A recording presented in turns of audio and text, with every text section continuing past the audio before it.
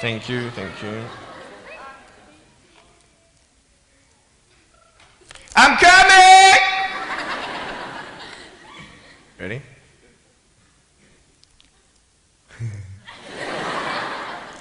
Hey, is that cool? Awesome.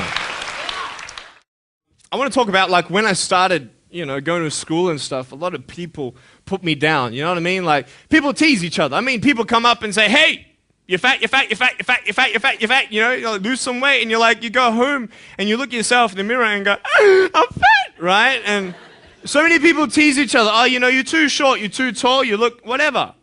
Different hair and all that. It doesn't matter. See, the thing is, when you're in school, when you're growing up in life, it actually sort of matters to people how you look. And then it matters to you because it matters to others. Why? Why does it matter how you look? Because if they don't like you, then who will? If they don't accept you, then who will? And the fear that we have is that we're going to be alone. That we're not good enough. And we have to change ourselves. And so many people put me down and say, Nick, you look too weird and no one's really your friend and you can't do this and you can't do that. And I couldn't change anything. It's not like just fixing my hair one day and everything's fine. It's not like, just whatever. I couldn't change my circumstance. I couldn't just one day wake up and say, hey, give me arms and legs. I need arms and legs. You know what I mean? Like, I went to a bodybuilder, and said, can you make me some arms and legs? No, joking. Bodybuilder, you get it? Right? So here's the thing. I go up to people, can you give me a hand? Just joking. But it was so hard because people put me down. And I started believing that I was not good enough. I started believing that I was a failure. That I'd never ever be somebody who people would like or people would accept. And it was so hard, man. I thought to myself, I can't go on the soccer field like everybody else, and I can't ride my bike, and I can't skateboard, and all these sort of things. And I started getting depressed. I thought, what kind of purpose do I have to live? I mean, are you just here to live to die? I mean, is there not a purpose for me? Is there not a purpose in life? And I had questions and no answers. And I asked my mum and dad, why did this happen? I asked doctors, why did this happen? And they don't know. There are some things in life that are out of your control that you can't change and you got to live with.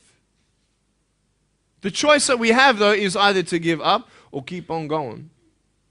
I want to ask you, what are you going to believe? Are you going to believe in yourself? Are you going to believe everybody else's judgment on you? Are you going to believe people when they say that you're a failure, when no one really likes you, no one really cares about you?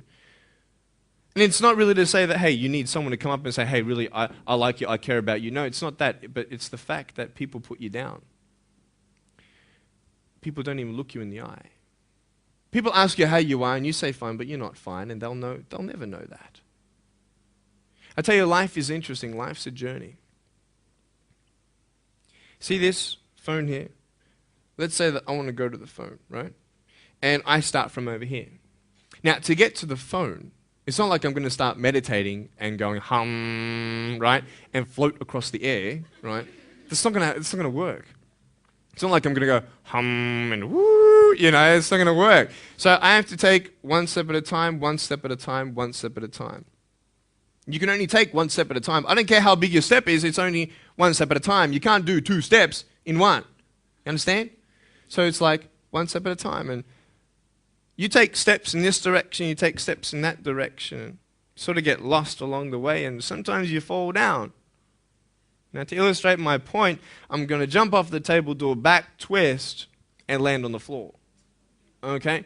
Is that cool? Are you ready? Oh, there's a clock there? Okay, can you move the clock for a second, please? Beautiful, beautiful. All right. You ready? So, are you guys ready? Just let me know when you're ready. Are you ready? Okay, ready? 1, 2. I'm joking, man. Are you serious? Just put the clock back there. If I did that, I'll break my arm or something. You know what I mean? But honestly, along the way, you might fall down like this. Ready? Right? Hello! Right. So what do you do when you fall down? Get back up. Everybody knows to get back up, because if I start walking, I'm not going to get anywhere. But I tell you, there are some times in life where you fall down and you feel like you don't have the strength to get back up. You sort of put a mask on your face when you come to school and pretend that everything's okay when it's not, and you go home and lay in your bed when no one's looking at you, when you don't have to impress anybody, and you're yourself. And fear comes in. You know the fear that you have as soon as you walk into the doors of your house. Maybe there's a broken home. Maybe you have doubt in your life. Maybe you don't know for sure what's going to be happening in the future, and it scares you. Maybe you're worried about what people think of you, what people say about you. Just that fear paralyzes you. And I just want to ask you today, do you think you have hope? Because I tell you, I'm down here, face down, and I have no arms, no legs. It should be impossible for me to get back up. I mean, you go home and tie the legs and arms of your brothers and sisters and like push them down and see how long it's going to take them to get back up. You know what I mean? You know, you can tell them that you'll see them tomorrow. You know what I mean? But this is the thing. It should be impossible for me to get back up, but it's not. You see, I will try 100 times to get up, and if I fail 100 times, if I fail and I give up, do you think that I'm ever going to get up? No. But if I fail, I try again and again and again. For as long as I try, there's always that chance of getting up. Does that make sense? And it's not the end until you've given up. And just the fact that you're here should persuade you that you have another chance to get back up. There's still hope. I'm not here today to tell you that I understand your pain. I don't know how it feels to be abused. I don't know how it feels to feel, quote, fat and you've got an eating disorder. I don't know how it feels to have a broken home. I don't know how it feels. But I know how it feels to have a broken heart. And I know how it feels to be alone. And I want you to know that I found my strength in Jesus Christ, and you're going to find your strength in whatever you find it in. But I just want you to know that it's not the end. It matters how you're going to finish. Are you going to finish strong? And you will find that strength to get back up like this.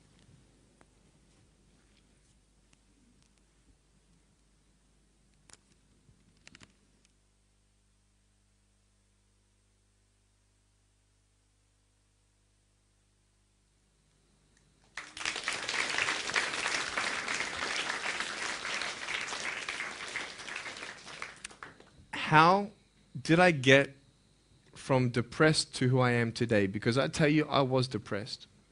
When I was age 8, I used to concentrate on the things I didn't have. I wish I had arms and legs, and I wish I could do this, but what can I do? You see, I have a choice, and that's what I want to talk about today, choices. I can either be angry for not having arms and legs or be thankful for my chicken drumstick. And you see, I can still do a lot of things. At home, I can brush my teeth, comb my hair, get myself ready in the morning. And I'm traveling around the world. It's amazing. But I had to ask myself a couple questions. And the first question was really, who am I? Who am I? I'm Nick Vujicic, but who is that? And it's funny how the friends around you sort of determine who you are. You change yourself. You come to school. And everybody swore around me at high school, so I started swearing. Why? Because it's the cool thing to do. Everybody swears. So I don't want to be left out. And I want to be accepted, so I started swearing. You go to a party, everybody's drinking, so you drink. Why? Well, everybody else around me is doing a big deal. And you start losing yourself, and you start putting your security in temporary things. You start putting your happiness in things that won't last. You can get drunk all you like, but in the morning, you're going to be sober with a headache with the same problems. You want to be high the rest of your life on drugs? Everybody says, don't do drugs, don't do drugs. Well, why? Why do we even go there? It's either out of curiosity, peer pressure, or trying to escape reality. Basically, three things. That's why we go to drugs.